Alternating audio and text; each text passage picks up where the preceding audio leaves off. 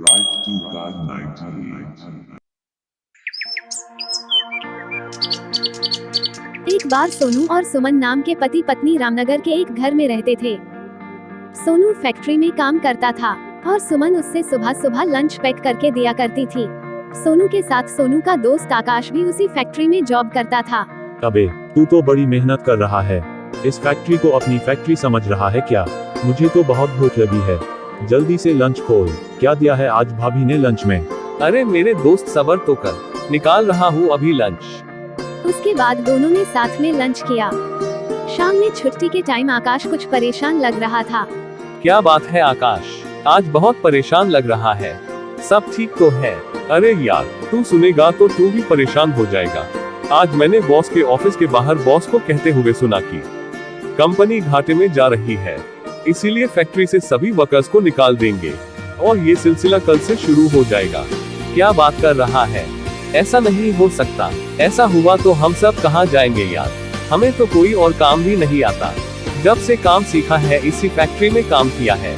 इसी बात को लेकर तो मैं भी परेशान हूँ यार।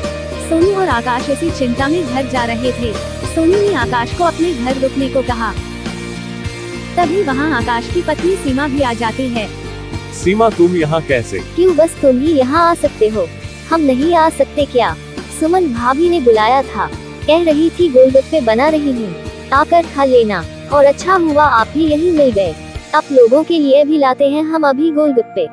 सीमा और सुमन गोलगप्पे बनाकर लाती हैं।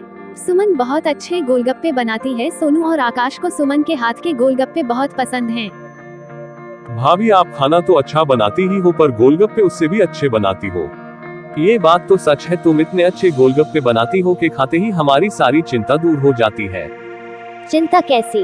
वैसे मैं देख रही हूँ आज जब से आप फैक्ट्री से आए हैं कुछ परेशान लग रहे हैं। आखिर बात क्या है? आकाश और सोनू ना चाहते हुए भी अपनी पत्नियों को सारी बात बता देते हैं। ये सब सुनकर दोनों की पत्नियां भी परेशान हो जाती हैं। कुछ दिनों बाद फैक्ट्री बंद हो गई। अब हम क्या करेंगे? आपका तो काम भी छूट गया। धीरे धीरे घर का राशन भी खत्म हो रहा है। मैं काम ढूंढ रहा हूँ। अगर कोई काम नहीं मिला तो घर कैसे चलेगा? मिल जाएगा, फिक्र मत करो। मुझे बहुत भूख लगी है, कुछ खाने का है? नहीं, खाने का तो कुछ भी नहीं है, बस 4 गोलगप्पे हैं और थोड़ा सा पानी है। कोई बात नहीं, वो ही ले आओ। 2 तुम खा लेना, 2 मैं खा लूंगा। सुमन और सोनू गोलगप्पे खा रहे होते हैं और कल क्या खाएंगे ये सोच रहे होते हैं। तभी सुमन कहती है, आप कहते हैं ना मैं गोलगप्पे बहुत अच्छे बनाती हूँ, तो मेरे पास एक सुझाव है। क्यों ना मैं गोलगप्पे बनाऊं और उन्हें बाजार में बेच दूं? सुझाव तो बहुत अच्छा है, और गोलगप्पे तो हर इंसान खाता है, सबको अच्छे लगते हैं, मगर इन सब के लिए इतने पैसे कहाँ से आएंगे? उस सब की फिक्र आप मत करिए। आपने मुझे कानों की बालियां दिलाई थी ना, हम उसे बेचकर गोलगप्पे का काम करेंगे। नहीं नहीं, मैं तुम्हारे जेवर बेचकर काम नहीं करना चाहता। जब खाने को ही नहीं होगा तो जेवर का क्या करूँगी? जेवर तो बाद में और आ जाएंगे।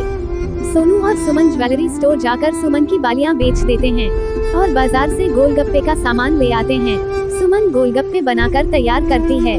गोलगप्पे तैयार होने के बाद वो उसे बाजार में बेचने के लिए निकलते हैं। गोलगप्पे ले लो, गोलगप्पे खट्टे मीठे बढ़िया गोलगप्पे।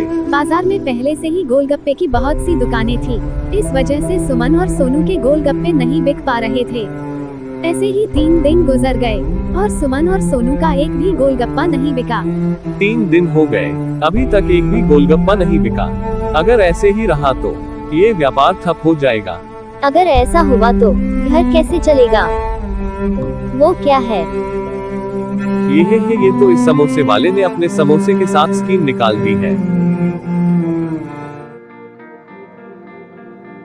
अगले दिन सुमन ने बाजार से गोलगप्पे का थोड़ा सामान और मंगाया।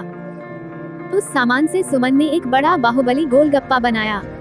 सोनू और सुमन ने अपनी दुकान पर ये स्कीम चलाई, जो भी बाहुबली गोलगप्पे को एक बार में खा के दिखाएगा उसे 100 रुपए का इनाम दिया जाएगा। इनाम की लालच में लोग बाहुबली गोलगप्पे को खाने के लिए आने लगे, मगर बड़ा होने की वजह से कोई भी उसे खा नहीं पाता था और छोटे गोलगप्पे खाकर लोग चले जाते थे। लोगों को सोनू और सुमन के गोलगप्पे बहुत पसंद आए। अब उनकी दुकान पर बहुत भीड़ रहने लगी और उनका व्यापार अच्छा चलने लगा। उस बाजार में एक मुन्ना नाम का आदमी आकर गोलगप्पे खाता था और पैसे नहीं देता था। एक दिन वो सोनू की दुकान पर आया और बोला, चल भाई हीरो 5 प्लेट गोलगप्पे लगा जल्दी से। मैं आपको गोलगप्पे तो दे दूंगा पर मेरी एक शर्त है, पहले आपको हमारा ये बाहुबली गोलगप्पा खाकर दिखाना पड़ेगा। अगर आपने ये खा लिया तो हम आपको रोज मुफ्त में गोलगप्पे खिलाया करेंगे, और अगर आप नहीं खा पाए तो सबको पैसे देकर ही गोलगप्पे खाओगे, ये वादा करना पड़ेगा। मुन्ना सोनू की शर्त को मान लेता है और बाहुबली गोलगप्पे को खाने के लिए तैयार हो जाता है। मगर मुन्ना भी बाहुबली गोलगप्पा नहीं खा पाता और वो शर्त हार जाता है।